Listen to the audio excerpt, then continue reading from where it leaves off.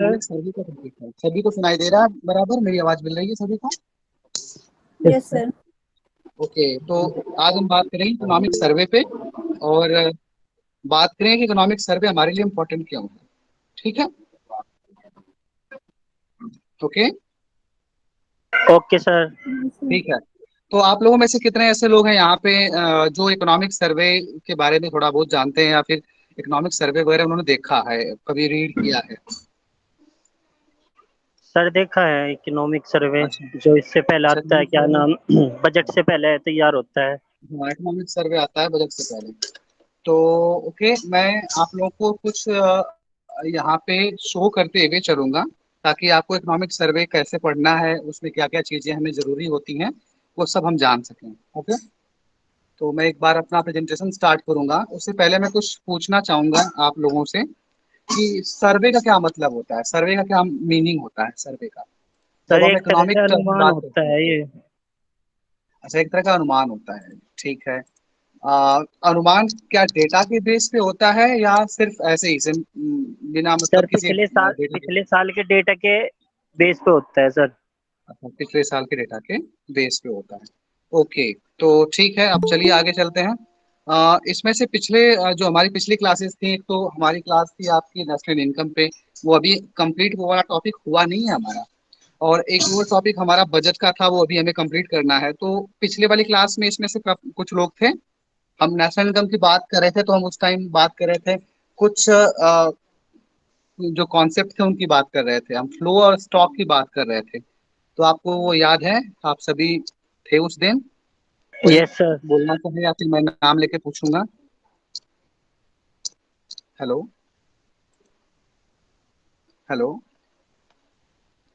बोलिए आप। देखिए, मैं नाम लेके बोल रहा हूँ, अगर ऐसे हुआ तो मैं नाम लेता हूँ। इसमें से एक रौनक दिख रहा है, रौनक आप थे उस दिन, प्रीवियस डे?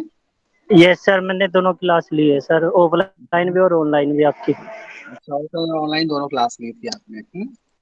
तो मैं आप सभी को एक इकोनॉमिक सर्वे की रिपोर्ट दिखा के फिर उसके बाद आप सभी से बात करूंगा कि किस तरीके से हमें इसको देखना है। जैसे मान लो मैं रिसेंट इकोनॉमिक सर्वे आपको दिखा रहा हूँ 19-20 का, फिर वो हम कैसे स्टडी करेंगे, क्या क्या देखें, और क्या क्या हमें उसमें से नोट डाउन करना चाहिए।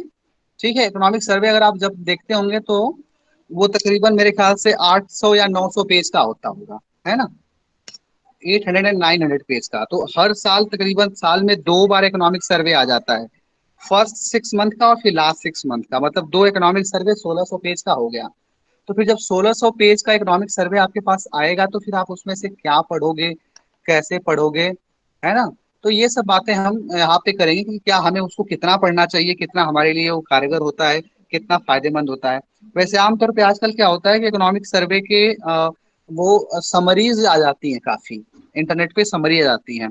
तो समरीज काफी हेल्पफुल होती हैं, लेकिन फिर भी हमें इकोनॉमिक सर्वे के कुछ जो पार्ट्स हैं वो जरूर देखने चाहिए। उससे क्या होगा कि उससे आपकी एक समझ बनती है। अभी मैं आपको इकोनॉमिक सर्वे 2019 और 20 दिखा रहा हूँ, इसमें हमें क्या क्या कैसे कैसे पढ़ना है वो हम जानते हैं। एक मिनट, फाइल आ जाए, अभी खोल रही है। तो अब मैं एक प्रेजेंटेशन स्टार्ट कर रहा हूँ, अगर आपको प्रेजेंटेशन मिले तो बताइएगा मुझे। ठीक है, ओके सर। ओके।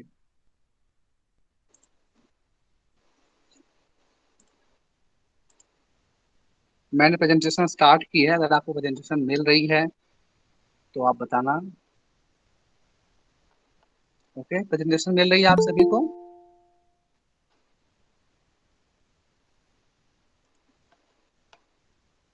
ठीक है,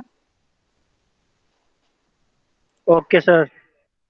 यस ओके। मैं सर। इकोनॉमिक सर्वे 19-20 को एनालाइज करूंगा, और हम समझेंगे साथ साथ कि हमें इसमें से क्या क्या चीजें नोट डाउन करनी चाहिए। ठीक है,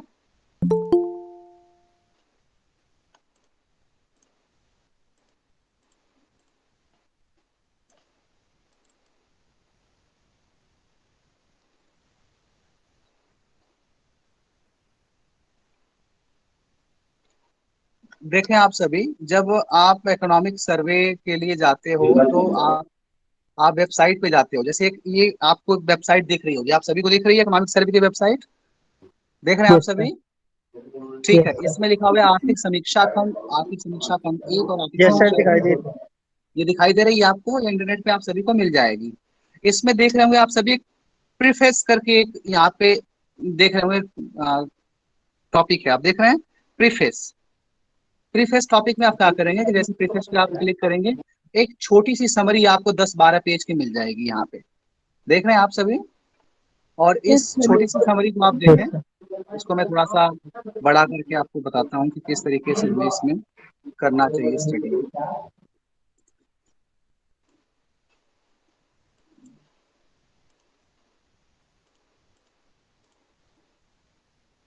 इसमें आप देखें प्रीफेस में, अभी थोड़ा सा ये, अभी ये सारे जो हैं आप देख रहे होंगे, ये सारे कंटेंट का वो है, एक तरह से कह लीजिए कि समरी है।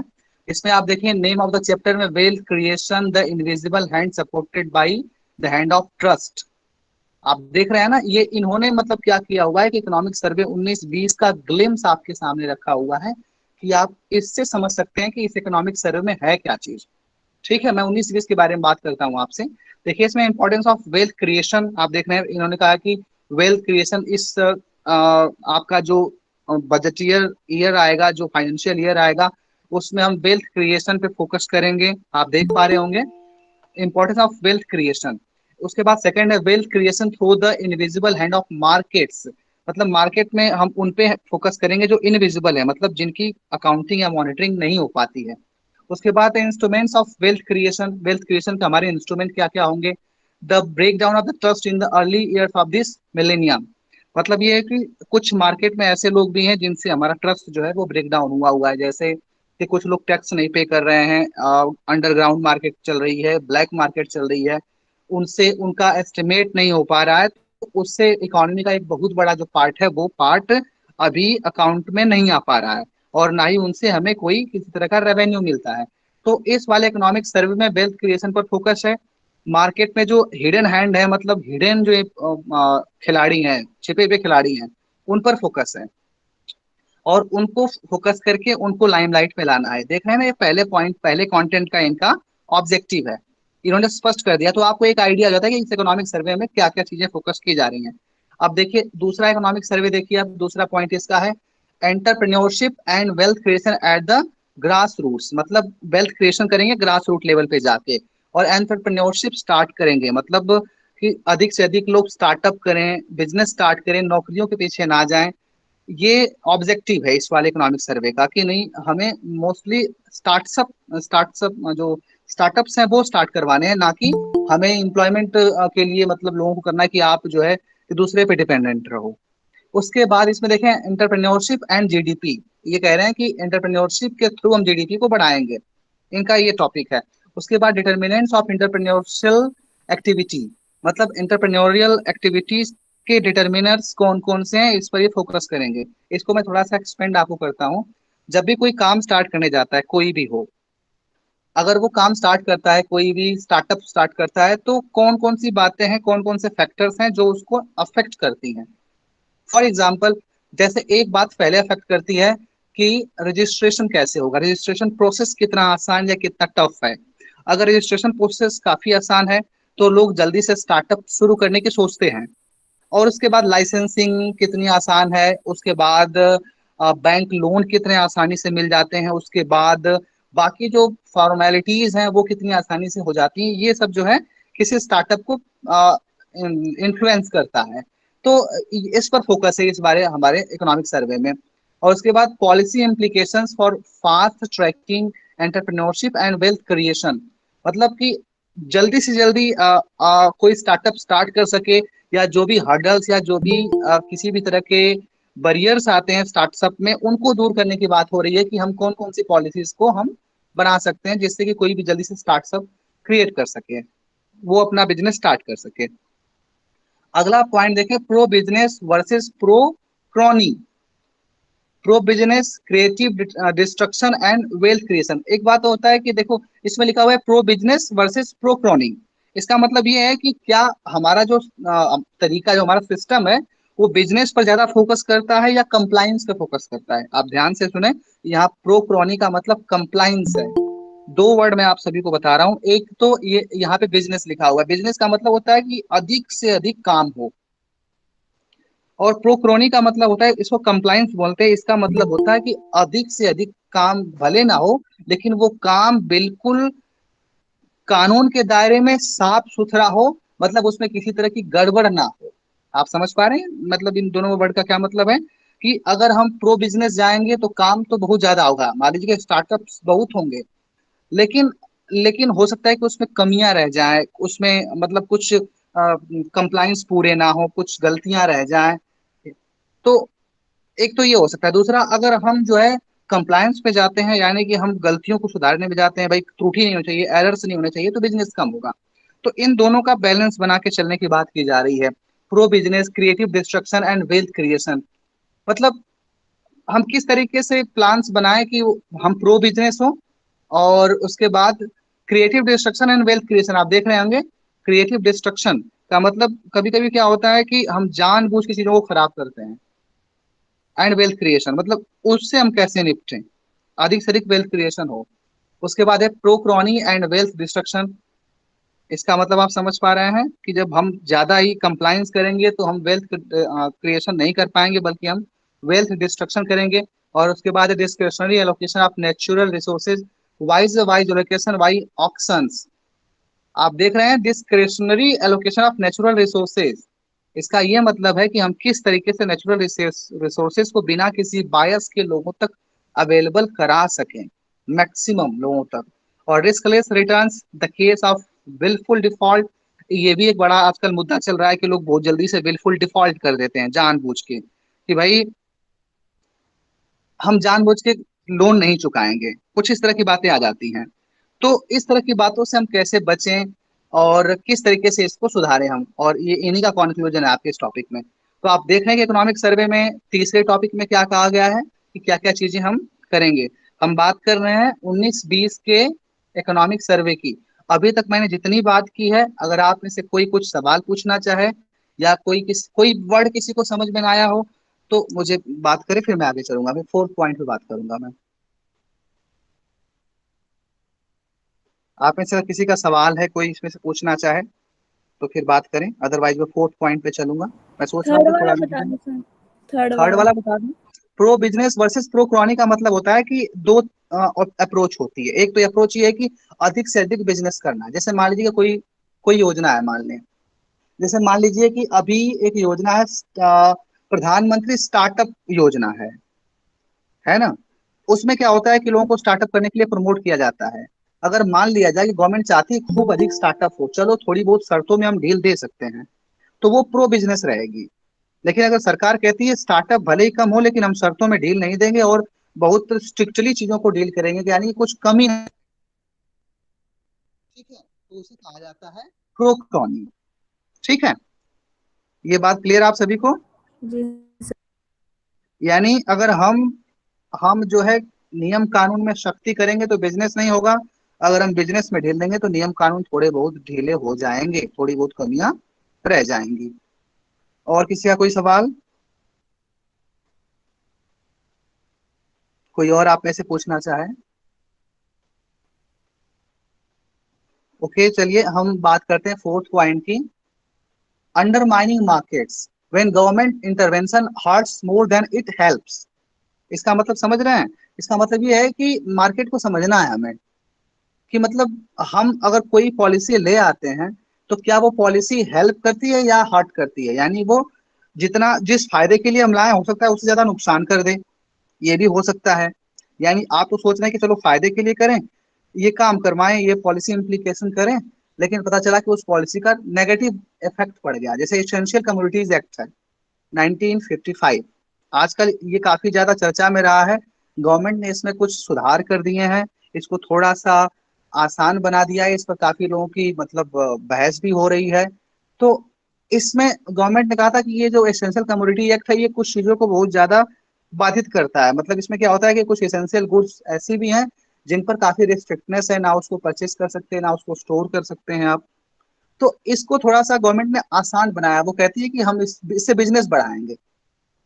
तो ये एक्ट जो है जब बना था तो कहा गया कि जितना हेल्प नहीं करता उससे ज्यादा नुकसान करता है, उस टाइम कहा गया।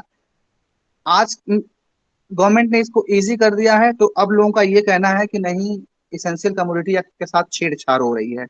तो गवर्नमेंट ये समझाना चाहती है कि इसेंशियल कमोडिटी एक्ट या कोई भी एक्ट अगर हम टफ बनाएंगे तो उससे होने वाला लाभ जो है वो नुकसान से कम ही रह जाएगा, नुकसान ज्यादा होगा, लाभ कम होगा। ठीक है, ये बात आप सभी समझ रहे हैं।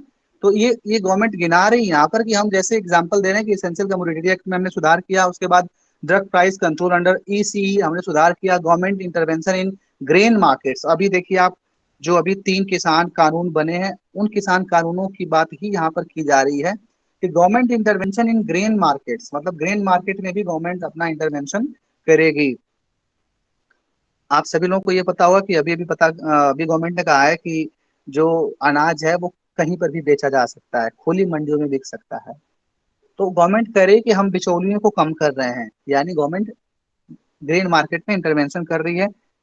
क्यों कर रही है, उसके लॉजिक ये है कि कभी कभी कोई कानून फायदा कम पहुंचाता है, नुकसान ज्यादा पहुंचाता है। ठीक है, उसके बाद है डेब्ट वेवर्स, मतलब कुछ लोगों के उधार जो है वो माफ किए गए हैं, लोन माफ किए गए हैं, वो सही है गलत है उसके बारे में भी बात करेगी इकोनॉमिक सर्वे में गवर्नमेंट। उसके बाद legislative changes required to reduce government intervention, मतलब कहना है कि गवर्नमेंट का इंटरवेंशन मार्केट में कम से कम हो, इसके लिए वो क्या करेंगे कि कुछ लेजिस्लेटिव चेंजेस करेंगे, कुछ कानूनी बदलाव करेंगे। जैसे कि वो आपका इसेंशियल कमोडिटी एक्ट में सुधार की बात की थी, उसके बाद आपका भंडारण और वितरण अधिनियम में सुधार किया। तो ये करके गवर्नमेंट कह रही है कि इनसे हम जो है लाभ ज्यादा करेंगे, नुकसान कम करेंगे, क्योंकि ये कानून लाभ कम पहुंचाते हैं, नुकसान ज्यादा पहुंचाते हैं, ऐसा गवर्नमेंट का कहना है। तो ये 4th पॉइंट में डिस्कस करने वाले हैं इकोनॉमिक सर्वे में। क्या करेंगे, कुछ डिटेल देंगे, कुछ डेटा देंगे आपको और बताएंगे कि कैसे ये नुकसान कर रहा है, कैसे लाभ कर रहा है। 4th पॉइंट इंपॉर्टेंट है, किसी का कोई सवाल है तो बात कर ले, काफी इंपॉर्टेंट है ये। आप में से किसी का कोई सवाल है तो बोले, बताए मुझे। एनीवन, अगर आप में से कोई 4th पॉइंट पे डिस्कशन करना चाहता हो तो बोल। No sir. बात समझ में आई आप सभी को? 4th पॉइंट में क्या करना चाह रही है गवर्नमेंट इस इकोनॉमिक सर्वे में? मैं पूछता हूँ, यस सर। नाम लेके पूछ लेता हूँ मैं, है ना। एक मेरे साथ है, चलिए मैं पूछता हूँ। मीनाक्षी, मीनाक्षी आप सुन रहे हो? Meenakshi Pawar, yes sir. आपको 4th पॉइंट समझ में आया है? क्या कहना चाहती है गवर्नमेंट इस इकोनॉमिक सर्वे में? नो सर, कॉल आ गई थी सर। अच्छा, कॉल आ गई थी, कोई बात नहीं, आप दोबारा मैं बताऊंगा, आप अपने डाउट्स पूछ लेना, है ना। शुभम सिंह, शुभम सिंह इस इकोनॉमिक सर्वे में कुछ आपने पूछना है? 4th पॉइंट में आपने कुछ डिस्कस करना है? एनीवे, चलिए आगे बात करते हैं हम। एक और 5th पॉइंट को देखिए आप सभी। 5th पॉइंट में आप सभी देख रहे हैं, creating jobs and growth by specialisation to exports in network products. आप देख रहे हैं creating jobs and growth by specialising to exports, मतलब करें एक्सपोर्ट में हम स्पेशलाइजेशन करेंगे, चीजों के व्यापार में हम स्पेशलाइजेशन करेंगे, है ना, और जॉब क्रिएट करेंगे। ठीक है, इन नेटवर्क प्रोडक्ट्स, नेटवर्क प्रोडक्ट में हम क्या करेंगे, स्पेशलाइजेशन करेंगे। नेटवर्क प्रोडक्ट क्या क्या होता है भाई? कई नेटवर्क प्रोडक्ट हैं, आप उनका नाम जानते होंगे। जैसे में मोबाइल फोन्स क्या है आपके, नेटवर्क प्रोडक्ट हैं। इलेक्ट्रॉनिक प्रोडक्ट जितने भी वो सारे नेटवर्क प्रोडक्ट हैं। तो इसमें स्पेशलाइजेशन करके हम ग्रोथ करेंगे अपनी, ऐसा गवर्नमेंट का कहना है, जॉब क्रिएट करेगी गवर्नमेंट। उसके बाद है इंडिया, अब इसमें कुछ सब पॉइंट्स है इसके, इसका मतलब आप समझ पा रहे हैं गवर्नमेंट क्या करना चाह रही है। गवर्नमेंट कह रही है कि हम नेटवर्क प्रोडक्ट में स्पेशलाइजेशन बढ़ा के अपना एक्सपोर्ट बढ़ाएंगे, उससे ग्रोथ बढ़ाएंगे और फिर उससे जॉब क्रिएट करेंगे। ओके, चलिए 5th पॉइंट को आगे एक्सप्लेन करते हैं। देखिए इसमें कहा गया India export under performance wise by China. India export under performance wise by China, मतलब चाइना के संदर्भ में इंडिया का जो एक्सपोर्ट है वो अंडर परफॉर्म क्यों कर रहा है, इस पे डिस्कशन होने वाला है, इस पे बात होने वाली है। आप सभी को पता है कि इंडिया का एक्सपोर्ट चाइना के मुकाबले काफी कम है। इसकी वजह यह है कि क्योंकि चाइना के पास काफी सेक्टर्स में स्पेशलाइजेशन बहुत अच्छी है हम हमारे मुकाबले। फिफ्थ के सेकंड पॉइंट को देखें, reaping gains from participation in global value chains. देखिए, reaping gains from participation in global value chains मतलब ग्लोबल वैल्यू चेन्स में अपने आप को पार्टिसिपेट करा के हमें गेन करना है। जो हमारा एक्सपोर्ट है उसको हमें बढ़ाना है। इसका मतलब ये है कि आपको एक्सपोर्ट बढ़ाना है, जो ग्लोबल चेन है, मार्केटिंग चेन है, उसमें पार्टिसिपेट करके, क्योंकि इंडिया का जो एक्सपोर्ट है वो धीरे धीरे काफी कम होता जा रहा है। Which industries should India specialise in for job creation, मतलब जॉब क्रिएशन के लिए इंडिया को कौन सी इंडस्ट्री को स्पेशलाइज करना चाहिए, इस पे भी डिस्कशन होने वाला है। Pattern of entry, pattern of entry का मतलब है कि किस तरह की चीजों को हम आगे बढ़ाएं, किस तरह की इंडस्ट्रीज को हम आगे बढ़ाएं। Potential gains in employment and GDP, मतलब हमारे एम्प्लॉयमेंट जनरेशन और जीडीपी क्रिएशन में कितना पोटेंशियल है, हम कितना इसको आगे बढ़ा सकते हैं। Are free trade agreements beneficial, कहना है कि अगर हम किसी कंट्री के साथ फ्री ट्रेड एग्रीमेंट करते हैं तो क्या हमारे लिए बेनिफिट होगा या बेनिफिट नहीं होगा। वे फॉरवर्ड, वे फॉरवर्ड का मतलब आगे आके कुछ कदम उठाने पड़ेंगे जिससे जॉब क्रिएट किया जाए और एक्सपोर्ट सेक्टर में स्पेशलाइजेशन किया जा सके। ये बात आप सभी को समझ में आई। इस वाले सेक्टर में क्या करना है, इसके हम डेटा पे भी जाएंगे, फिलहाल अभी हम one by one point discuss कर रहे हैं। फिफ्थ पॉइंट में कहा गया है कि हम कैसे अपना एक्सपोर्ट बढ़ाएंगे, किस तरह से हम वैल्यू मार्केट में अपने आप को स्टैब्लिश करेंगे, किस तरीके से हम ट्रेड एग्रीमेंट करेंगे, किस तरीके से हम चाइना जैसे कंट्रीज को एक्सपोर्ट में चैलेंज दे सकते हैं, उनके बराबर जा सकते हैं, और किस तरीके से एम्प्लॉयमेंट जनरेट की जाए, किस तरह से जीडीपी ग्रोथ किया जाए। ये आपके फिफ्थ में है, fifth point of economic survey 2019 and 20। ठीक है, आपका फिफ्थ पॉइंट में कुछ आपको डिस्कस करना है तो बात करें, फिर उसके बाद मैं सिक्स पॉइंट पे चलूंगा। पॉइंट फिफ्थ में किसी का डिस्कशन है कोई? अविनाश, अवनीश, अवनीश आपका कोई डिस्कशन है फिफ्थ पॉइंट में?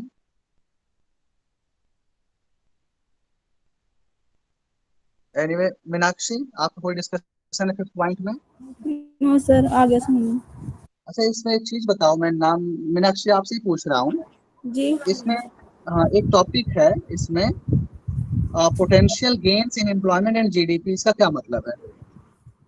Potential gain employment and GDP, यानी कि इसका क्या? सर, जी, यानी हम एम्प्लॉयमेंट करके जीडीपी को कैसे बढ़ाएंगे, इसमें किस तरह मतलब इंडस्ट्रीज को आगे बढ़ाएंगे सर। इसमें ये है कि हम हमारी एम्प्लॉयमेंट जनरेशन की कितनी कैपेसिटी है मैक्सिमम, है ना, एम्प्लॉयमेंट जनरेशन की कितनी कैपेसिटी है मैक्सिमम, ठीक है, और उसके बाद उसके बेस पे हम जीडीपी को कितना ग्रो कर सकते हैं, इसके बारे में डिस्कशन करना है हमें। ठीक है, यस सर। पोटेंशियल गेन्स का मतलब होता है कि हमारी मैक्सिमम क्षमता कितनी है, अधिकतम क्षमता कितनी है। ठीक है, ओके।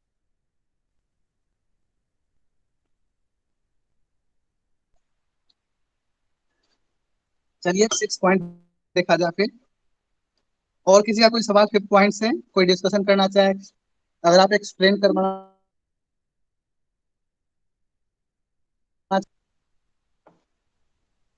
एनीवे चलिए सिक्स पॉइंट देखते हैं।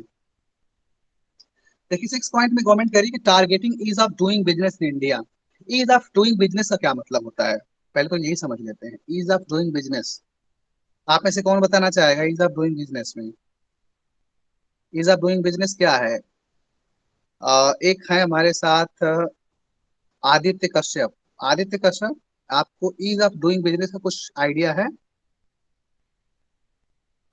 No sir. आदित्य, ओके।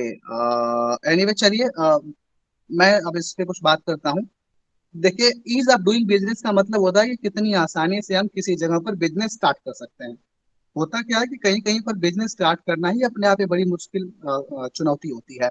जैसे हो सकता है कि आप कोई बिजनेस स्टार्ट करने जाए तो आपको वहां पे लाइसेंस जल्दी से ना मिले, या हो सकता है कि वहां पे आपको इलेक्ट्रिसिटी कनेक्शंस ना मिले, हो सकता है कि आपका रजिस्ट्रेशन जल्दी से ना हो, जीएसटी रजिस्ट्रेशन ना हो, और बहुत सी चीजें होती, बड़े ऐसे पैरामीटर होते हैं, मेरे ख्याल से 98 पैरामीटर्स हैं किसी जगह पर बिजनेस स्टार्ट करने के।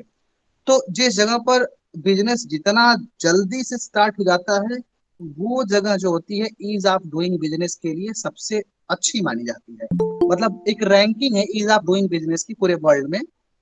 उस रैंकिंग का मतलब होता है कि उस रैंकिंग का मतलब है कि आप जो है आ, कितनी आसानी से किसी जगह पर बिजनेस स्टार्ट कर सकते हैं। तो ईज ऑफ डूइंग बिजनेस में पहले इंडिया का जो नंबर था वो 70 या 71 था, 2-3 साल पहले। अब शायद 41 हो गया है। मैं अभी एग्जैक्ट तो नहीं बता सकता, मैं अभी आपको ईज ऑफ डूइंग बिजनेस की एक रैंकिंग दिखा देता हूँ और उससे आपको समझ में आया कि ईज ऑफ डूइंग बिजनेस का मतलब क्या होता है। मैं यहाँ पे एक सर्च कर रहा हूँ, ease of doing business, ease of doing business rank of India, है ना, इंडियन इंडिया की रैंक क्या है। तो अगर आप इसको देखें तो ईज ऑफ डूइंग बिजनेस में जो इंडिया की रैंक है वो 63rd पोजीशन है। आप देख पा रहे हैं इसको, 63rd पोजीशन है। और ये पहले के मुकाबले काफी अच्छी है। अगर आप 5 सालों में इंडिया की पोजीशन को देखना चाहोगे तो आप सभी एक देख रहे होंगे, यहाँ पर एक इमेज खोल रही है अभी, आप देखेंगे अपनी स्क्रीन पे। इस इमेज को देखिए, हमारे ईज ऑफ डूइंग बिजनेस की जो थी पहले, वो कौन सा पोजीशन था हमारा, वो देखें 2005 में 116वीं पोजीशन थी हमारी, 2014 में 142वीं पोजीशन थी, और अब 63rd पोजीशन हमारी 2019 में हो गई है ईज ऑफ डूइंग बिजनेस के हिसाब से। तो ईज ऑफ डूइंग बिजनेस का मतलब आप सभी समझ पा रहे हो क्या है। इसका मतलब कि बिजनेस करना कितना आसान है किसी जगह पर। ठीक है, तो गवर्नमेंट का क्या सर्वे में है, देखिए। पहले तो इंट्रोडक्शन है कि इज ऑफ डूइंग बिजनेस का मतलब क्या होता है। उसके बाद ग्लोबल कंपैरिजन है, मतलब कि हम बाकी कंट्रीज के मुकाबले कहाँ पे स्टैंड करते हैं। तो बाकी कंट्रीज के मुकाबले 63rd पोजीशन पे हम स्टैंड करते हैं। तो उसके बाद density of legislation and statutory compliance requirements in manufacturing, मतलब जब कोई मैन्युफैक्चरिंग हमारी कंट्री में स्टार्ट करता है तो क्या क्या कंप्लायंस उसको पूरे करने होते हैं, और वो कितने ज्यादा डेंस हैं, मतलब जो उनको फॉलो करना होता है वो कितना डेंस है, कितना कठिन है उसको पूरा करना। इस पे डिस्कशन होने वाली है। मतलब ये एक सर्वे में डिस्कस होगा कि हमारे यहाँ जब कोई मैन्युफैक्चरिंग इंडस्ट्री स्टार्ट होती है तो उसको कितने लीगल स्टैच्यूरी और कई तरह के सरकारी काम, मतलब नियम कायदे कानूनों से गुजरना पड़ता है। ठीक है जी, ये इसमें बात की जाएगी। उसके बाद आप इसके अगले पॉइंट को देखें, 134th पॉइंट को देखें, starting a business regulatory hurdles in opening a restaurant. अगर एक रेस्टोरेंट खोलना है तो कितनी चीजों का सामना एक ओपनर को करना पड़ता है, एक रेस्टोरेंट मालिक को करना पड़ता है। तो इस पर भी हम एक एग्जांपल ले रहे हैं रेस्टोरेंट का। पहले हमने मैन्युफैक्चरिंग इंडस्ट्री का लिया था। उसके परमिट्स, कंस्ट्रक्शन परमिट, मतलब जब कोई काम शुरू करता है कंस्ट्रक्शन का तो उसको कितनी आसानी से परमिट मिल जाती है, इस पर हम बात करने वाले हैं। ठीक है, तो ये चीजें हैं, इनका हम सर्वे करेंगे। तो क्यों इनका सर्वे कर रहे हैं। मैन्युफैक्चरिंग इंडस्ट्री, रेस्टोरेंट, देखियो मैन्युफैक्चरिंग इंडस्ट्री जो है सेकेंडरी सेक्टर का सबसे बड़ी इंडस्ट्री है। द्वितीय क्षेत्र में सबसे ज्यादा रोजगार अगर कोई देता है तो मैन्युफैक्चरिंग इंडस्ट्री देती है। उसके बाद टर्शरी सेक्टर में, तृतीय सेक्टर में अगर कोई सबसे ज्यादा रोजगार देता है तो रेस्टोरेंट सेक्टर है। प्राइमरी सेक्टर में सबसे ज्यादा रोजगार देने वाला सेक्टर है, इसलिए इन पर इकोनॉमिक सर्वे का फोकस रहेगा। ठीक है, इसमें से 6 पॉइंट में से किसी का कोई डाउट, कोई कोई बात करना चाहे इस पॉइंट्स पे, किसी का कोई डाउट है, कोई बात करना चाहे।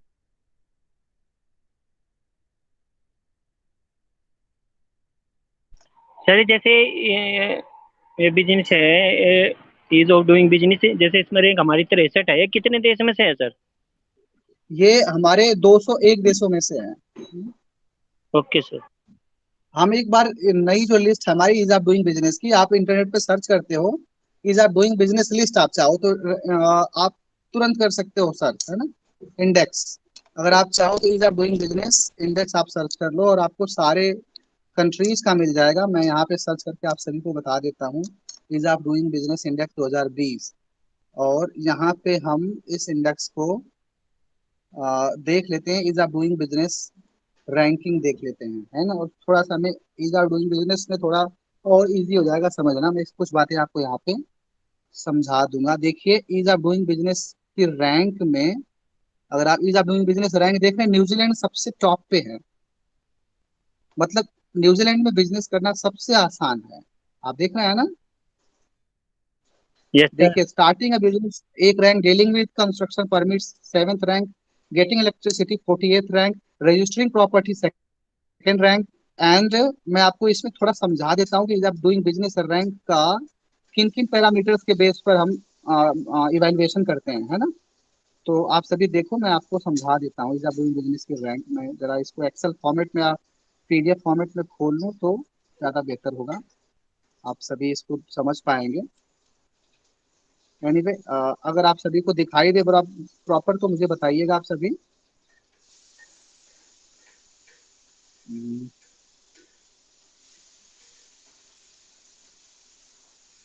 अभी एक्सेल में हम इसको खोलेंगे तो ज़्यादा बेहतर समझ पाएंगे हम। अगर आप देखें एक्सेल शीट आप सभी को दिख रही होगी। यहाँ यस पर आप सर। देखें तो न्यूजीलैंड जो है नंबर 1 पे है, ग्लोबल इंडेक्स में नंबर 1 पे है। और मैं थोड़ा सा इसको बड़ा कर लेता हूँ ताकि इजी हो जाए, देखना आपके लिए इजी हो जाए। एनीवे, एक मिनट।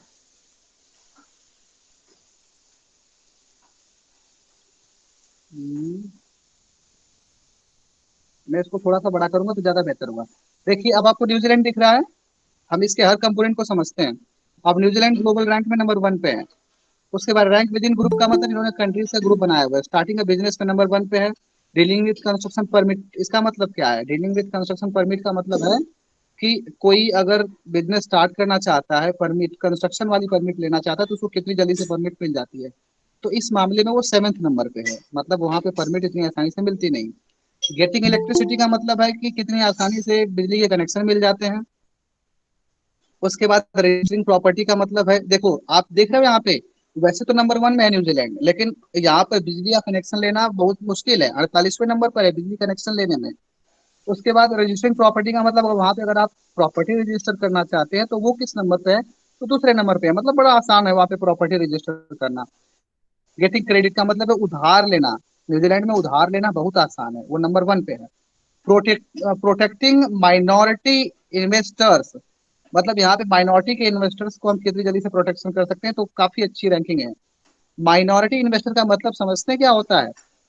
माइनॉरिटी इन्वेस्टर का मतलब होता है कि कोई ऐसा इन्वेस्टर जो उस कंट्री का नहीं रहने वाला है, बाहर का रहने वाला है, जिसकी संख्या कम है, जिसके पास उतना पावर नहीं है, उसको बोला जाता है माइनॉरिटी इन्वेस्टर।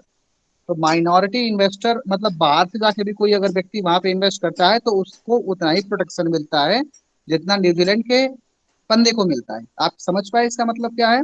तो इसमें उसकी तीसरी रैंकिंग हो गई। उसके बाद पेइंग टैक्सेस, टैक्स पे करने की जो रैंकिंग है 9th है। ट्रेडिंग अक्रॉस बॉर्डर, मतलब एक देश से दूसरे देश में ट्रेड करना वहां पे उतना आसान नहीं है। देख रहे हैं आप, 63rd पोजीशन है इसकी। उसके बाद इन्फोर्सिंग कॉन्ट्रैक्ट, कॉन्ट्रैक्ट इन्फोर्स करवाना वहाँ थोड़ा आसान है, 23वीं रैंक है। उसके बाद रिजॉल्विंग इंसॉल्वेंसी, मतलब अगर आप इंसॉल्वेंसी का मतलब कितने लोग जानते हैं इसमें से? इंसॉल्वेंसी का मतलब कितने लोग जानते हैं? आप में से कोई बताना चाहे इंसॉल्वेंसी का मतलब, अदरवाइज मैं समझाऊंगा। No Meenakshi, sir. Sir Meenakshi, एक बार बता आप दीजिए। इंसॉल्वेंसी का मतलब होता है, बाई द वे मान लीजिए कि आपने किसी को कोई चीज उधार दी या आपको किसी से पैसा लेना है ना। तो कितना आसान है उससे पैसा लेना। ठीक है, इसको बोलते हैं इंसॉल्वेंसी। ठीक है, इंसॉल्वेंसी का मतलब है कितनी जल्दी से आप अपने उधार वापस ला सकते हैं। तो वहां पे उधार वापस लाने की जो रैंकिंग है वो 36 है। इसका मतलब है कि 36वीं रैंक है। यानी उधार उतनी आसानी से आप वहां पे वापस नहीं ले आ पाते हैं। तो ये इतने पैरामीटर्स हैं, आप चाहे तो इसको नोट डाउन कर लें। न्यूजीलैंड या कोई भी कंट्री है उसकी ईज ऑफ डूइंग बिजनेस किस किस बात पे डिपेंड करती है? पहला तो है स्टार्टिंग अ बिजनेस, दूसरा है विद कंस्ट्रक्शन परमिट, तीसरा है गेटिंग इलेक्ट्रिसिटी, चौथा है रजिस्टरिंग प्रॉपर्टी, पांचवा है गेटिंग क्रेडिट, छठा है प्रोटेक्टिंग माइनॉरिटी इन्वेस्टर्स, सातवां है पेइंग टैक्सेस, आठवां है ट्रेडिंग अक्रॉस बॉर्डर्स, नौवां है इन्फोर्सिंग कॉन्ट्रैक्ट्स, 10वां है रिजॉल्विंग इंसॉल्वेंसी। ये 10 पैरामीटर्स हैं। इन 10 पैरामीटर्स के बेस पर ही हम किसी कंट्री में ईज ऑफ डूइंग बिजनेस को कैलकुलेट करते हैं। तो न्यूजीलैंड नंबर 1 है। नंबर 2 सिंगापुर है, नंबर 3 हांगकांग है। अब इसमें देखें Denmark, Korea, USA, Georgia kingdom, Sweden, Lithuania, Malaysia, Mauritius, Australia, Taiwan, Taiwan, China. देख रहे हैं आप इसमें ये ऊपर की रैंकिंग है। Latvia, Finland, Thailand, Ireland, Kazakhstan. Kazakhstan का नाम सुना होगा आप सभी ने। कजाकिस्तान हमसे थोड़ा सा पिछड़ा देश है, लेकिन उसकी रैंकिंग हमसे अफगानिस्तान अच्छी से है। ऊपर है सर। जी बिल्कुल, कजाकिस्तान देख रहे हैं आप सभी, ये हमसे पिछड़ा देश है, फिर भी इसकी रैंकिंग ठीक ठाक है। उसके बाद Austria, Russian federation, Japan, Spain, China, France, Turkey, Azerbaijan. Azerbaijan भी देखिए हमसे पिछड़ा देश है। टर्की, अजरबैजान, ये दोनों देखिए हमसे आप काफी ऊपर है। Switzerland, Slovenia, Rwanda. रवांडा को देखो, रवांडा बहुत ही पिछड़ा देश है, लेकिन इसकी ease of doing business ranking हमसे अच्छी है। उसके बाद बहरीन, सर्बिया, मालदीव। अगर आप इसको देखें, रोमानिया, रोमानिया 56 रैंक पे है। कीनिया 57 पे, जैसे कीनिया हमसे काफी पिछड़ा देश है। Kosovo, Italy, Chile, Mexico, Bulgaria, Saudi Arabia, India. देख रहे हैं आप 64th पोजीशन है इंडिया की 2020 में। अभी इस टाइम 63rd पोजीशन है। तो इंडिया में ईज ऑफ डूइंग बिजनेस करना, देखो अब अगर इसकी रैंकिंग देखना चाहो तो 63rd हो गई इसकी, 63 रैंकिंग हो गई। रैंक विद इन ग्रुप हो गई 63rd। अब देखिए स्टार्टिंग का बिजनेस यहाँ कितना टफ, 136वीं रैंक पर है इंडिया। मतलब आप सोचो कि कितने कंट्रीज हैं यहाँ पे, अगर आप इनको देखो, आप देखो कितने कंट्रीज हैं। 192 कंट्रीज को लिया गया है यहाँ पे, लंकाशायर को भी लिया गया लास्ट में। 192 कंट्रीज में इंडिया जो है वो 136वें पोजीशन पर है। इज आप मतलब एक बिजनेस स्टार्ट करने में। उसके बाद डीलिंग विद कंस्ट्रक्शन परमिट का मतलब अगर आपको कोई चीज बनानी है तो 27वें नंबर पर है इंडिया। उसके बाद गेटिंग इलेक्ट्रिसिटी 22वें नंबर पर, काफी आसान है इलेक्ट्रिसिटी यहाँ लेना। रजिस्टरिंग प्रॉपर्टी, यहाँ पे प्रॉपर्टी रजिस्टर करना बड़ा ही मुश्किल काम है। आप इसको देखें, 154वें नंबर पे। गेटिंग क्रेडिट, उधार लेना चाहिए, थोड़ा आसान है। उसके बाद प्रोटेक्टिंग माइनॉरिटी इन्वेस्टर्स, ठीक ठाक, ये 13वें रैंक है। पेइंग टैक्सेस, काफी मुश्किल है टैक्स पे करना। ट्रेडिंग अक्रॉस बॉर्डर, ये भी ठीक ठाक ही है। इन्फोर्सिंग कॉन्ट्रैक्ट्स, ये बड़ा मुश्किल काम है। इसका मतलब समझ पा रहे हैं आप सभी, इन्फोर्सिंग कॉन्ट्रैक्ट्स। रौनक बताओ। हाँ सर। जी सर। अच्छा, इन्फोर्सिंग कॉन्ट्रैक्ट्स का क्या मतलब है? सर ये किसी से जैसे ब्याज है तो ब्याज वापस लेने का सिस्टम है जी, वापसी में ब्याज का। इन्फोर्सिंग कॉन्ट्रैक्ट्स में केवल ब्याज नहीं, बहुत सी बातें आ जाएंगी। अगर किसी के साथ आपने अनुबंध किया है कोई काम करने का, या कुछ भी किसी भी तरह का अनुबंध किया है ना, तो वो करवा पाते हो कि नहीं, ये बात है। ठीक है, इसमें हमारी जो रैंकिंग है वो 163rd है।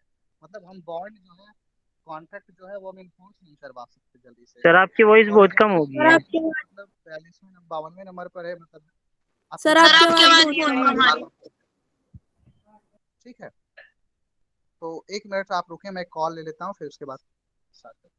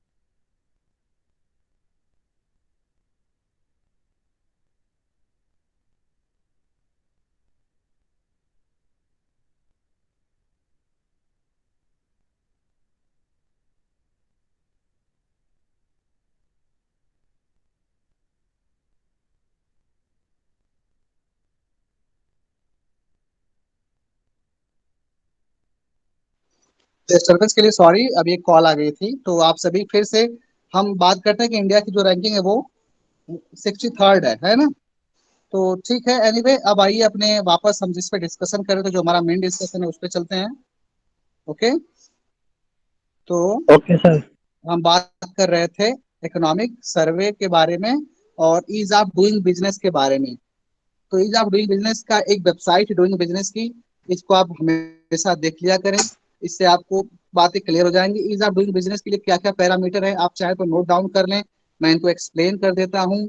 देखिए, स्टार्टिंग अ बिजनेस पहला पैरामीटर है, डीलिंग विथ कंस्ट्रक्शन परमिट दूसरा पैरामीटर है, तीसरा पैरामीटर है गेटिंग इलेक्ट्रिसिटी, चौथा पैरामीटर रजिस्टरिंग प्रॉपर्टी, पांचवा पैरामीटर है आपका रजिस्टरिंग प्रॉपर्टी के बाद पांचवा पैरामीटर है गेटिंग क्रेडिट, छठा पैरामीटर है प्रोटेक्टिंग माइनॉरिटी इन्वेस्टर्स, सातवां पैरामीटर है आपका पेइंग टैक्सेस, आठवां पैरामीटर है आपका ट्रेडिंग अक्रॉस बॉर्डर्स, और नौवां पैरामीटर है आपका इन्फोर्सिंग इन्फोर्सिंग कॉन्ट्रैक्ट्स, और 10th पैरामीटर है आपका रिजॉल्विंग इंसॉल्वेंसी।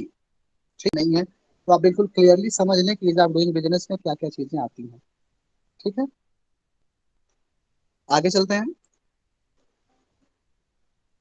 अपने टॉपिक पे चलते हैं। 6 वाला टॉपिक आप सभी देखें, targeting ease of doing business in India. इसमें देखिए इंट्रोडक्शन ग्लोबल कंपैरिजन, आप देखें पहले तो इंट्रोडक्शन है कि भाई ईज ऑफ डूइंग बिजनेस होता क्या है, जिसको हमने समझ लिया। ग्लोबल कंपैरिजन अगर हम देखें तो इंडिया 63rd पोजीशन पे है, पॉपुलेशन के हिसाब से दूसरे नंबर पर है, साइज के हिसाब से 7th पोजीशन में है, इकोनॉमी के हिसाब से 5वें नंबर पे है, लेकिन ईज ऑफ डूइंग बिजनेस के हिसाब से 63rd पोजीशन पे है। तो ये बड़ी बात है, इस बात को आप समझ पा रहे होंगे।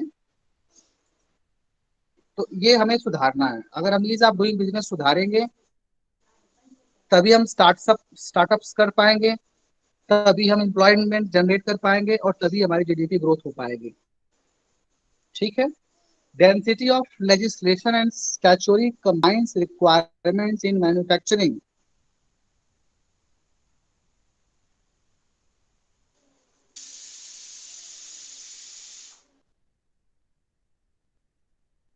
मैन्युफैक्चरिंग में हम किस तरीके से एम्प्लॉयमेंट जनरेट कर पाएंगे, वो यहाँ पे है। Starting a business, regulatory hurdle in opening restaurant, ये सब तो हम बात कर चुके हैं। आगे देखें, construction permits achieving scale across business, इसका मतलब है कि हम बिजनेस का स्केल कैसे बढ़ाएं। उसके बाद अगला है ट्रेडिंग अक्रॉस बॉर्डर्स, हम अपना एक्सपोर्ट कैसे बेहतर करें।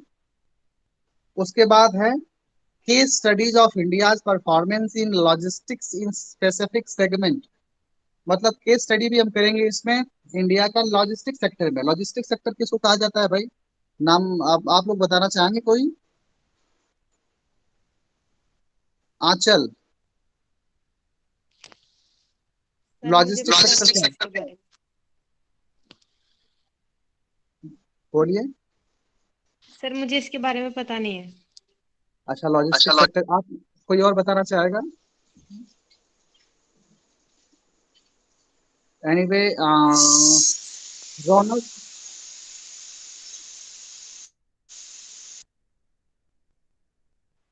रौनक लॉजिस्टिक सेक्टर क्या होता है, इसके बारे में कुछ आपको आइडिया? नहीं मुझे भी सर। लॉजिस्टिक सेक्टर का मतलब होता है गुड्स का ट्रांसपोर्ट करने वाला एरिया। समझ पाए आप सभी? Okay sir. ओके तो सर। जगह से दूसरी जगह ले जाने वाला जो सेक्टर है वो है लॉजिस्टिक सेक्टर। जैसे कुरियर सर्विसेज हो गई, ट्रांसपोर्ट सर्विसेज हो गया, ये सब लॉजिस्टिक्स में आते हैं, सामान ढोने वाला क्षेत्र। समझ पाए आप सभी? तो case studies of India's performance in logistic in specific segments की बात कर रहा है कि इस सेगमेंट में हम केस स्टडी करेंगे इंडिया का। और उसके बाद एक कॉन्क्लूजन, मतलब हम ईज ऑफ डूइंग बिजनेस को कैसे बेहतर बना सकते हैं। तो 6 पॉइंट में था ease of doing business. 7th point को समझते हैं। 7th पॉइंट में क्या है, golden jubilee of bank nationalisation, taking stock. अब बैंक नेशनलाइजेशन का मतलब क्या होता है भाई, पहले तो ये समझ लें, उसके बाद हम बात करेंगे कि इसका क्या मतलब है golden jubilee of bank nationalisation. तो आप में से कोई इस इंसिडेंट को बताना चाहेगा? इस पर थोड़ा सा डिस्कशन कर लें। Golden jubilee of bank nationalisation कौन बताना चाहेगा? बोलिए। चलो रौनक तुम ही बोलो। सर ये जैसे हमारे यहाँ पे ये चलता है ना, क्या नाम, अब तो ये चल हम्म, रहा है, क्या बोलते हैं उसे, 2-3 बार हो चुका है ये। क्या बताइए? इंग्लिश के वर्ड सर मेरे पे बोलने नहीं जा रहे हैं कि नहीं, हिंदी वाले बताओ ना, हिंदी में बोलो, कोई दिक्कत नहीं है। सर क्या 2-3 बार क्या हुआ है? जैसे जैसे नेशनल में ना ये अपने उसमें कर देते हैं, केंद्र के बगैर प्राइवेटाइजेशन होता है ना, इस तरीके से होता है ये ग्लोबल। अच्छा, चलिए, मैं आपको बताता हूँ, स्टोरी बताता हूँ आपको, थोड़ा सा इसके बारे में बता देता हूँ।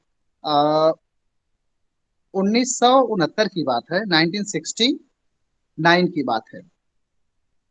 1969 में इंदिरा गांधी ने क्या किया कि जितने भी बैंक थे उन सारे बैंकों को सरकारी बैंक बना दिया। आप समझ पा रहे हैं उसको? पहले कोई बैंक यस सर, सरकारी यस नहीं सर। था, केवल केवल आरबीआई को छोड़ के कोई बैंक सरकारी नहीं था, सारे बैंक प्राइवेट थे। ठीक है? तो प्राइवेट बैंक जो है केवल प्राइवेट मुनाफे के लिए काम करते थे। तो इंदिरा गांधी ने क्या किया कि जितने प्राइवेट बैंक थे उन सारे 14 बैंकों को सरकारी बैंक बना दिया। सरकारी बैंक कैसे बनाया? जिन प्राइवेट पूंजीपतियों का पूंजी उसमें लगा हुआ था वो पूंजी उन्होंने उसको दे दी और बैंक को सरकारी बना दिया। समझ रहे हैं? ऐसा क्यों किया? ऐसा इसलिए किया ताकि जैसा सरकार चाहे बैंक वैसा करे। और इसी घटना को कहा जाता है नेशनलाइजेशन ऑफ बैंक्स। ठीक है? बैंकों का जी सर। राष्ट्रीयकरण। अगर आपसे पूछा जाए कि भाई बैंकों का राष्ट्रीयकरण से क्या समझते हो, तो आप बताएंगे कि 1969 में इंदिरा गांधी सरकार ने सभी 14 प्राइवेट बैंकों को सरकारी बैंक बना दिया था, यानी उनकी पूंजी सरकारी क्षेत्र में निवेश कर दी। ठीक है? इसी को कहा जाता है बैंकों का राष्ट्रीयकरण, जो कि जुलाई 1969 को हुआ था। 19 जुलाई 1969 को। तो कितने साल हो गए भाई? 2019 में कितने साल हो जाएंगे 69 से? कितने साल होंगे आपके बताइए? 30, 10, 40 साल, 10, 50 साल, यानी 50 साल हो गए हैं बैंकों का राष्ट्रीयकरण हुए। तो इसीलिए कहा जा रहा है golden jubilee of bank nationalisation. इसका मतलब समझ पाए आप सभी लोग? ये 100 साल पूरे, 50 साल होने पे जी। 50 साल हो गए भाई। 16 जुलाई 2019 को बैंकों को राष्ट्रीयकृत किए हुए कितना साल हो गया? 50 साल हो 50 गया। साल ठीक है? तो इसी तो पर इसी बात करेंगे हम इस इकोनॉमिक सर्वे में। तो देखें आप, banking structure nationalisation to to today. अब बैंकिंग स्ट्रक्चर को हमें समझना है, जब से हमने इसका राष्ट्रीयकरण किया और आज तक, है ना, क्या रहा है, क्या कमियां रही, क्या अच्छाइयां रही, क्या सुधार की जरूरत है, एक्सेट्रा, बहुत सी बातें हैं। सर उसके एक बाद क्वेश्चन था। बेनिफिट। जी बोलिए। सर जैसे इंदिरा गांधी के टाइम में तो ये राष्ट्रीयकरण हुए, लेकिन अब ये प्राइवेट हो रहे हैं ना बैंक सर। जैसे मोदी सरकार में कई बैंक, 3-4 बैंक है जो प्राइवेट हाँ हो जी, हाँ जी, चुके हैं। हाँ जी, हो गए हैं। तो सवाल क्या है आपका? सर मेरा ये है कि जैसे उन्होंने किया था तो इसमें डिफरेंस मतलब बेनिफिट किससे है, जैसे उन्होंने निजी किए थे और ये प्राइवेट कर रहे हैं, वो मतलब केंद्र उन्होंने में हो गए थे। राष्ट्रीयकृत किया था, इन्होंने निजी कर दिया है ना? तो आपका यस सर। सवाल ये है कि हमें इनको निजी करना चाहिए या निजी नहीं करना चाहिए, यही सवाल है ना आपका? Yes sir, yes sir. यानी बेनिफिट किस में है, राष्ट्रीयकरण में है या निजीकरण में है, यही ना? जी सर, जी सर। देखिए, 69 में की परिस्थितियां ऐसी थी कि उसमें अ, जनसंख्या काफी ज्यादा थी, कुछ योजनाएं सरकार को चलानी थी। इंदिरा गांधी का नारा उस टाइम आया हुआ था, गरीबी हटाओ। और गरीबी हटाने के लिए सार्वजनिक क्षेत्र में पूंजी निवेश बहुत ज्यादा जरूरी था। यानी उन क्षेत्रों में भी पूंजी निवेश की जरूरत थी जहां पर प्रॉफिट मिलने की संभावना बहुत कम थी। इस बात को समझ पा रहे हैं आप? कोई भी प्राइवेट इंसान, कोई भी व्यक्तिगत आदमी ऐसे क्षेत्र में पूंजी निवेश नहीं करना चाहेगा जहां पे प्रॉफिट की संभावना बहुत कम हो। ठीक है? जी। और इस वजह से इंदिरा गांधी ने बैंकों का राष्ट्रीयकरण कर दिया, क्योंकि अगर वो सरकारी बैंक रहेंगे तो उन क्षेत्रों में भी पूंजी निवेश करेंगे। आसान भाषा में उन लोगों को भी उधार देंगे जहां पर लाभ की संभावना थोड़ी कम होगी। समझ पाए आप इसको? लेकिन जी आज आज आज की तिथि में सरकार को लगता है कि नहीं, प्राइवेट बैंक भी रिस्क उठाने के लिए तैयार है, कंपटीशन बढ़ गया है। तो अब सरकार के पास भी इतनी पूंजी हो गई है कि वो बैंकों पर ही निर्भर नहीं है। अगर कोई ऐसा क्षेत्र है जहां पर लाभ की गुंजाइश थोड़ी कम है, रिस्क ज्यादा है, तो सरकार उसमें अपने पूंजी को निवेश करेगी। बाकी बैंकों को अगर प्राइवेट कर देगी तो उससे सरकार का बोझ कम होगा, और बैंक जो है प्रॉफिट को देखते हुए बैंक जो मार्केट है उसमें कंपटीशन कर पाएंगे। इस बात को समझ पाए आप? आज की सरकार का क्या उद्देश्य है? जी पहले सर। तो वो तो कह रही है कि बैंकों का राष्ट्रीयकरण प्राइवेटाइजेशन इसलिए कर रहे हैं ताकि कॉम्पिटेंसी लेवल आ पाए, मतलब वो प्रतिस्पर्धा कर पाए। सरकारी रहेंगे तो कॉम्पिटेंसी लेवल नहीं आती है, दूसरी बात। और उसके बाद सरकार पे बोझ बढ़ता है। अगर मान लीजिए कोई बैंक घाटे में जाता है, या मान लीजिए कोई बैंक करप्सी होती है। बैंक करप्सी का मतलब है कि अगर मान लो कि कोई बैंक का उधार नहीं देता है, चुकाता नहीं है वापस, तो उसका जो भार है वो सरकार पे पड़ जाता है। ठीक है? तो इन सब चीजों से बचने के लिए सरकार ने क्या किया कि बैंकों को प्राइवेटाइज्ड कर दिया। ठीक है जी। ओके और सर। और, और कोई सवाल आप लोगों का हो तो बताएं, फिर आगे बढ़ते हैं। Banking structure nationalisation to today, benefits of nationalisation. अब राष्ट्रीयकरण का बेनिफिट क्या था, इसको आप देख पा रहे होंगे। राष्ट्रीयकरण का बेनिफिट क्या था? ठीक है, enhancing efficiency of PSBs. PSBs का मतलब क्या है भाई? The way forward, enhancing efficiency of PSBs. PSBs का मतलब क्या है भाई? पीएसबीज का फुल फॉर्म क्या होगा? Public sector banks. Public sector bank का मतलब सरकारी बैंक। ठीक है? तो उनकी आज भी पीएसबीज हैं, जैसे स्टेट बैंक ऑफ इंडिया है, यूनियन बैंक ऑफ इंडिया है, ये सब पीएसबीज हैं। तो इनकी एफिशिएंसी हम कैसे बढ़ा सकते हैं, आगे हमारे क्या रास्ते होंगे, इस पर डिस्कस करने वाले हैं हम। ठीक है? इस रिपोर्ट में ये बात होगी। रिपोर्ट को जब पढ़ेंगे तो इनके बेस पर ही आप पढ़ेंगे कि उसमें क्या कहा गया था, क्या नहीं कहा गया था। ठीक है? समझ पा रहे हैं आप सभी लोग? उसके बाद कंक्लूजन है। ये था बैंकिंग सेक्टर के ऊपर रिपोर्ट का पार्ट। तो कोई सवाल आपका 7th पॉइंट से? Golden jubilee of bank nationalisation and taking stock, कोई क्वेश्चन आपका?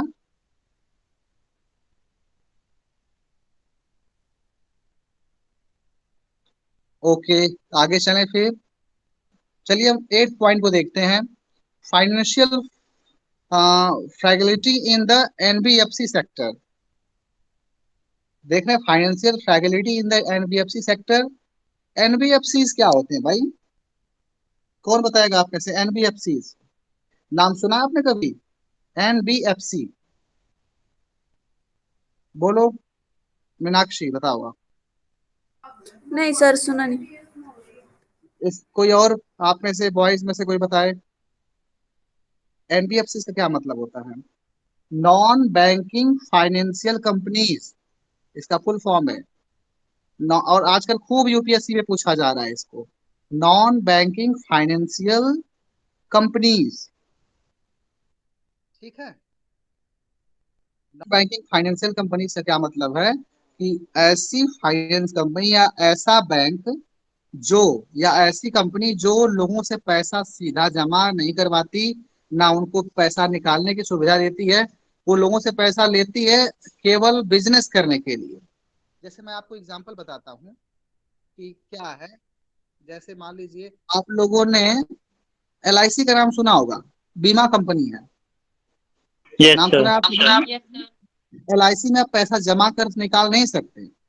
वो एनबीएफसी है, नॉन बैंकिंग फाइनेंशियल कंपनी है। वो पैसे का बिजनेस करती है लेकिन पैसा जमा करना निकालना काम नहीं करती। समझ पा रहे हैं आप सभी?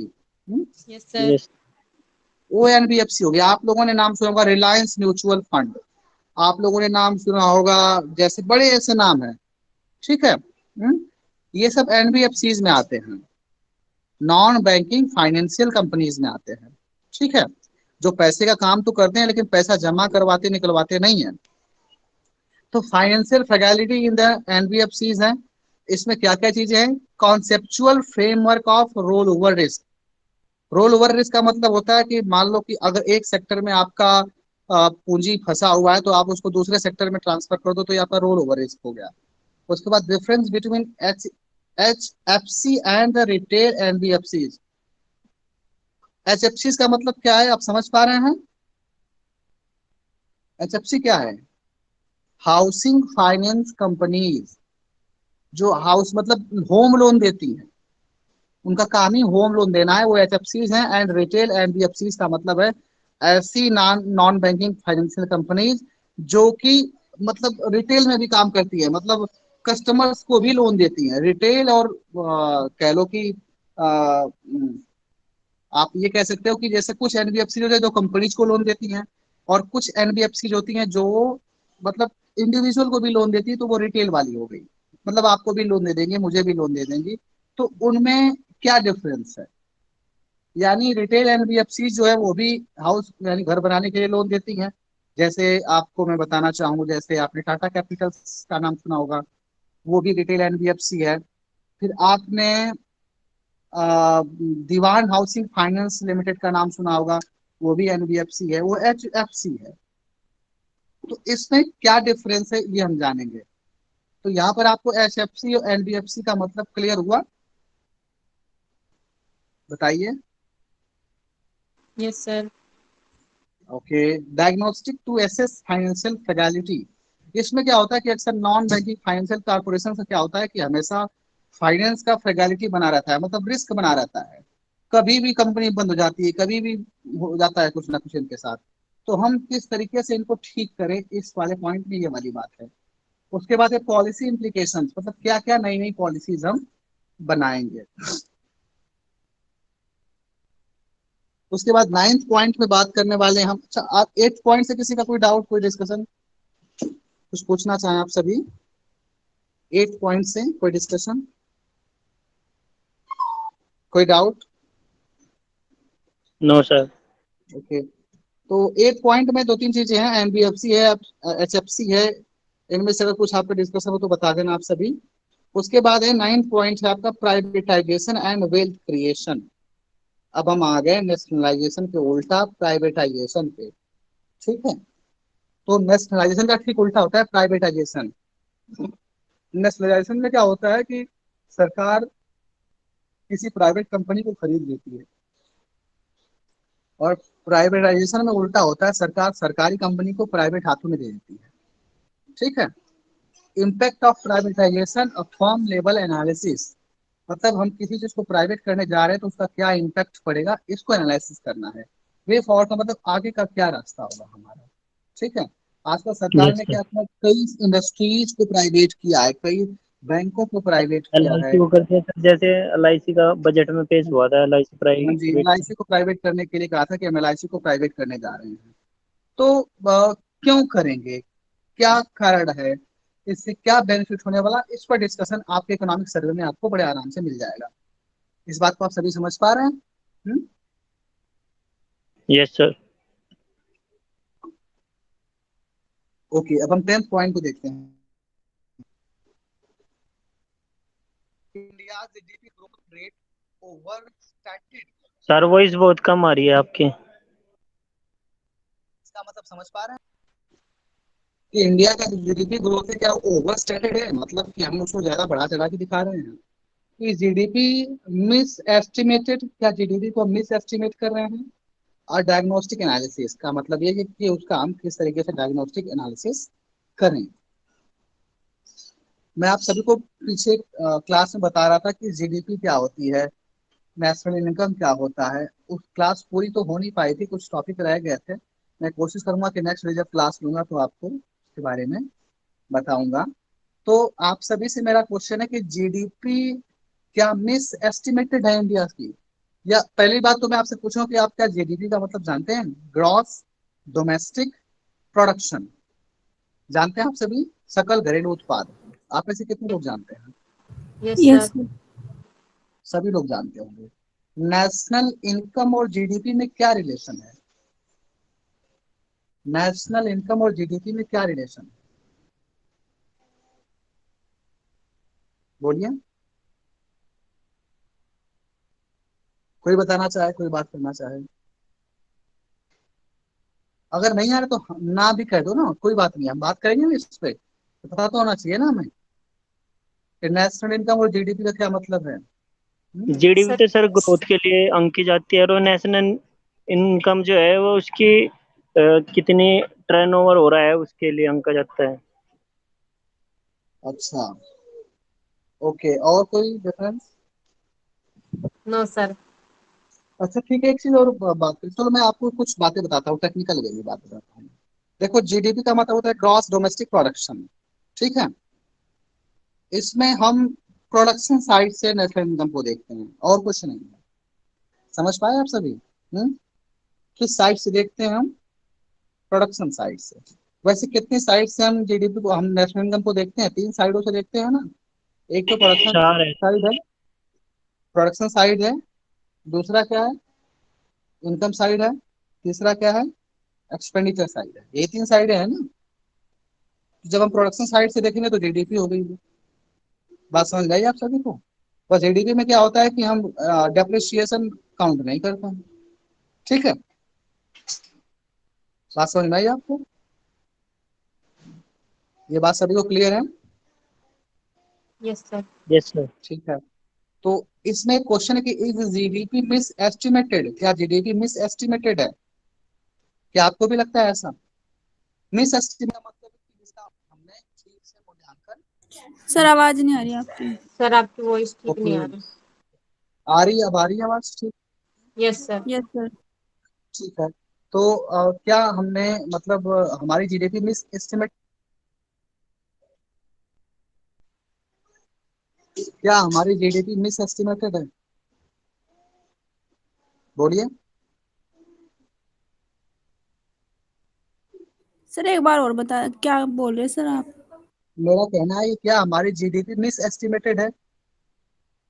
मतलब हम जीडीपी को सही से एस्टिमेट नहीं कर रहे हैं। क्या लगता है आप लोगों को? और अगर हम एस्टिमेट नहीं कर रहे हैं तो क्या क्या प्रॉब्लम्स क्या हैं, क्या क्या रीजंस क्या है इसके? आप में से कोई बताना चाहे? बोलिए। चलो रौनक, बताओ तुम, क्या लगता है मिस एस्टिमेटेड है? सर इसमें तो वैसे जीडीपी में काफी प्रॉब्लम चल रही है हमारे यहाँ, जिस वजह से इसमें ग्रोथ नहीं हो पा रही है। नहीं, यहाँ पे ग्रोथ की बात नहीं, हम एस्टिमेट की बात है, हमारा एस्टिमेट ही गलत है, ये कहने का मतलब है। कुछ ऐसा है जी क्या? सर। क्या ऐसा है कि हम सर एस्टिमेट नहीं कर पा श्योर रहे हैं? नहीं मुझे। एस्टिमेट करने में क्या प्रॉब्लम आती होगी? ये समझिए, आपसे भी ना एक मान लो एक क्वेश्चन आ गया आपके GS1 में कि इस जीडीपी में एस्टिमेटेड, क्या जवाब दोगे आप फिर? आप हाँ या ना में तो जवाब दोगे ना कि हाँ मिस एस्टिमेटेड है, तो क्यों है? पहला तो ये है कि हमारे यहाँ ब्लैक मार्केट काफी ज्यादा है, काला बाजार है यहाँ पे, है ना। उसके बाद बहुत से सर। लोगों यस की सर। इनकम हम एस्टिमेट नहीं कर पाते। ठीक है। बहुत से सेक्टर हमारा जो है वो फाइनेंस, मतलब मॉनेटरी है ही नहीं। बहुत से जगहों पर लेन देन जो होता है पैसे के माध्यम से नहीं होता है, हवाला बाजार जिसको कहते हैं। नाम सुना आपने? No sir. चलिए, इन सब पे डिस्कशन होगा एनीवे। कोई और आपका क्वेश्चन, आप सभी का? सर थोड़ा हिंदी में बताइए क्या होता है ये मिस एस्टिमेटेड जीडीपी में? मिस एस्टिमेटेड का होता है सही मूल्यांकन ना करना, है ना। यानी क्या हमारा सकल घरेलू उत्पाद का सही मूल्यांकन नहीं किया जा रहा है, ठीक है। आकलन, सही आकलन नहीं किया जा रहा है, समझ पाए आप? यस है सर, ना। नहीं कि सही आकलन नहीं किया जा रहा। हाँ, तो नहीं, सही आकलन नहीं किया जा रहा है तो उसके कारण क्या क्या है? पहला क्या है? काला बाजारी। काला हम्म। बाजार। Yes sir. हाँ, दूसरा, दूसरा क्या है? और दूसरा क्या है कि कई क्षेत्र ऐसे हैं जहां पर मुद्रा में लेन देन नहीं होता है, यानी यस सर। पैसों का लेन देन नहीं नहीं होता होता है। है ना। कई ऐसे क्षेत्र हैं जहां पर पेमेंट कैश की जाती है, है ना, यानी नगद भुगतान की वजह से हम उसको एस्टिमेट नहीं कर पाते हैं। ठीक है। और कुछ और बताइए कि आकलन क्यों नहीं कर पा रहे हम जीडीपी का सही, बोलिए। अघोषित आय, अघोषित इनकम, अघोषित इनकम का क्या मतलब होता है? आपने नाम सुना हुआ अघोषित आय का? अघोषित आय का नाम तो सुना होगा आपने। यस सर, तो सुना तो मतलब है।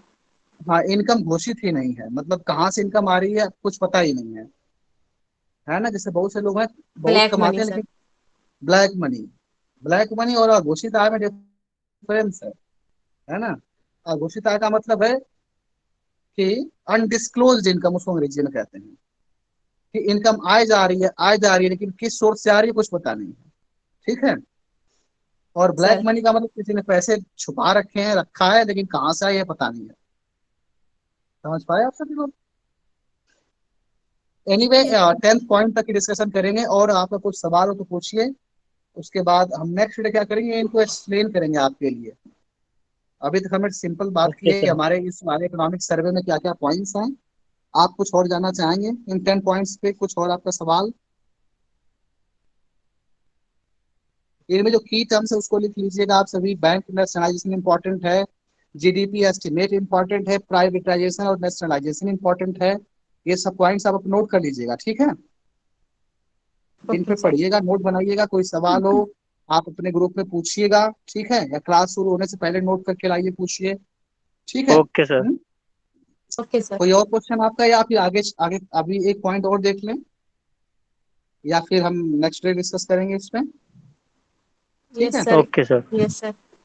ठीक है, ओके। तो अभी आप चाहे तो कोई सवाल कर सकते हैं, तो 4 मिनट हम और डिस्कशन करेंगे, हमारी क्लास अभी 10 मिनट के आसपास है। तो अगर आप कुछ डिस्कशन करना चाहें तो कर लें। फॉर्मल अगर इस टॉपिक से नहीं, किसी और टॉपिक से भी डिस्कस करना चाहे तो कर सकते हैं। पैटर्न से डिस्कस